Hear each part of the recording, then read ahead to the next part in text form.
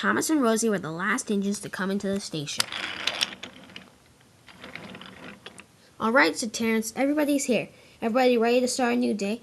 "Yep," said everybody. Everybody was feeling a little more confident, but not that much. "Oh dear, I can't believe we have to make $40,000. "I know," said James. "That's a lot of money." It was 7:55. Everybody was in a better mood today, but not that much.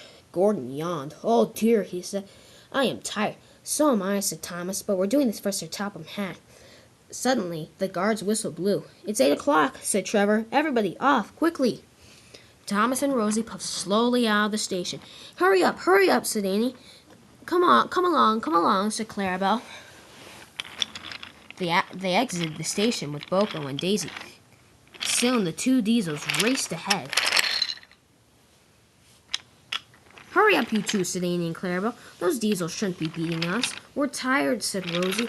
"Yes," said Thomas. "Give us a little slack." "No slack for you," laughed the coaches. Everything went as planned, but soon there was trouble up ahead. Stranded on the side of the track were Duck and Oliver. "What happened here?" said Thomas. "Oh dear," said Oliver. "It's a long story, but didn't make it short." "We'll make it short," said Duck. "What happened?" asked Rosie.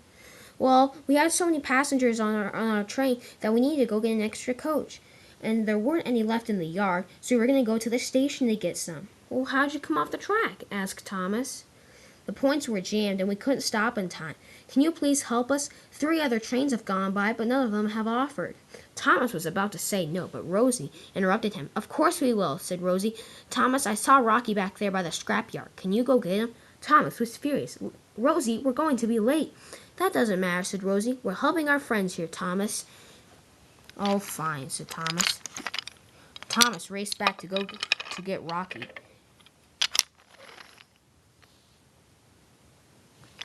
And Rosie put Annie and Clarabelle on the siding.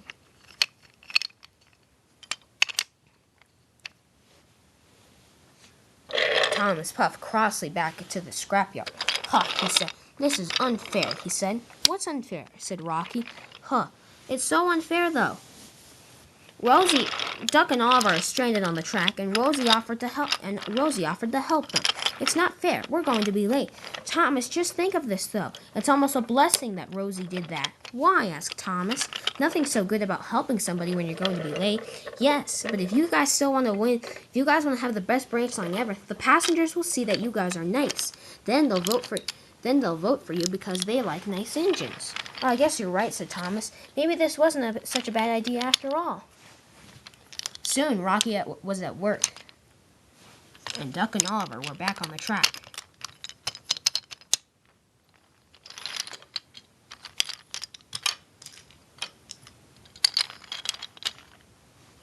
Thomas felt very good inside. "Thank you very much, guys," said Duck. "Unfortunately, I have to go get the other coach. Oliver, Thomas and Rosie are very late now. Can you help them with your train?" "Absolutely," said Oliver. First went Oliver, then Rosie, and then followed by Thomas. "See you guys back at the station," said Duck, and he puffed away. The engines set off. We need to hurry," said Thomas.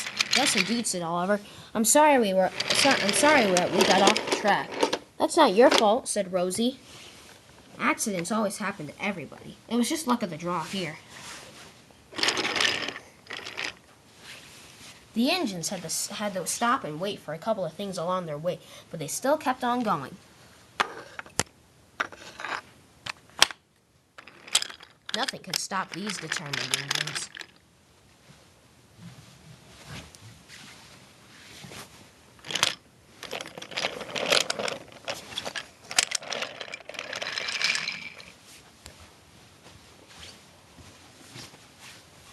They charged down Thomas's branch line. But soon there was trouble. "Oh dear," said Oliver. "I'm a Great Western engine, but our wheels are quite smaller than you guys. I'm getting tired. Is it all right if you guys pull me?" "Certainly," said Thomas and Rosie. Anything for a friend. They came into the docks for their final stop. "Well, you guys," said Salty, "you guys look very nice." "Thank you," said Rosie and Thomas. They were very delighted. "Hope you guys win the contest." "We do too," said Thomas, and they puffed away.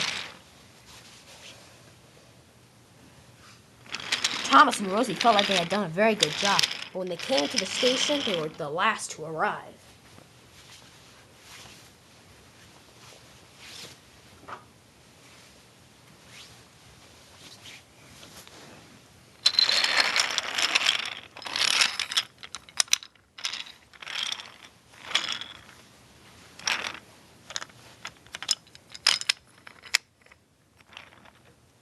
All right, said Terrence. Everybody's back now.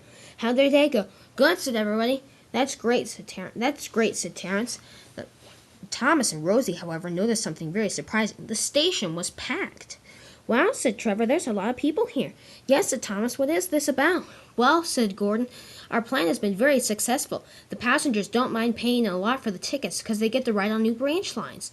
That's fantastic, said James. Yes, it is, said Gordon. Right now we're trading passengers. Oh, I see, said Toby. When will we get off? Just then the guard's whistle blew. Right about now, said Thomas and Rosie. Let's go. And they puffed quickly away. It was also time for Gordon and Murdoch to pull the express. The two trains thundered down the line. Wow, Thomas, you're being very speedy. Oh, I'm not being speedy, said Thomas. This is just my regular pace. Really, said Gordon, try to keep up with this. And Gordon raced down the line. But Murdoch was very, very scared. Gordon, I forgot to fill up on coal when we were at the station. Too bad, said Gordon. But unfortunately, it came back to haunt Gordon. Murdoch soon ran out of coal, and he weighed a lot. Gordon was soon pulling 4 express coaches instead of 2.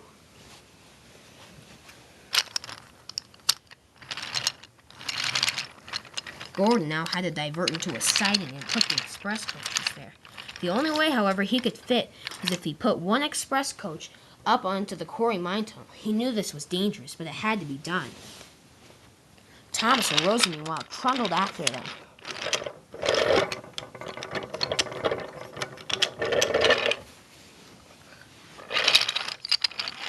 What's the matter, Gordon?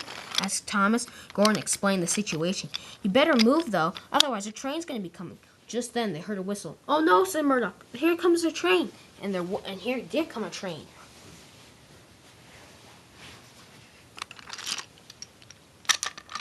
Henry and Emily were making their way to the yard where they could find more coaches. Henry, meanwhile, didn't have time to stop. Oh! Oh! Henry climbed right onto the side of the quarry mine tunnel. Help! He called. Help! Emily was also derailed.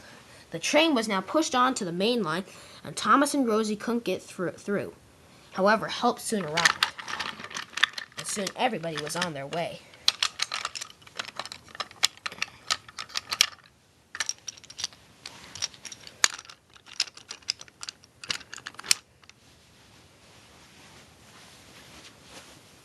The engines made their way back to the station.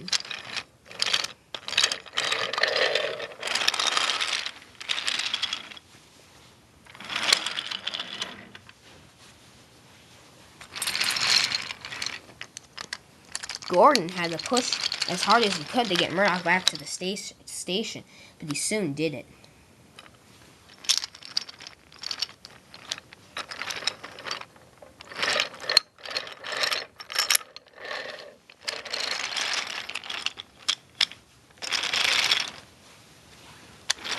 Everybody was back at the station, but everybody was very tired. So, said Toby, how much money did we make? We made $15,000 today, and we still need to make enough for $40,000, said Gordon. This is terrible, said Smudger. We'll never be able to get it done. Yes, we can, said Toby. How do you know, said James. Well, we haven't been thinking of one important engine on this railway who has a branch line. Who? Said Henry. Everyone soon got the idea. Coldy, they said. He has a branch line, and he goes along the old viaduct, and he goes on Gordon's Hill. He goes through Gordon's Hill, and he basically goes all around Sudor, said Henry.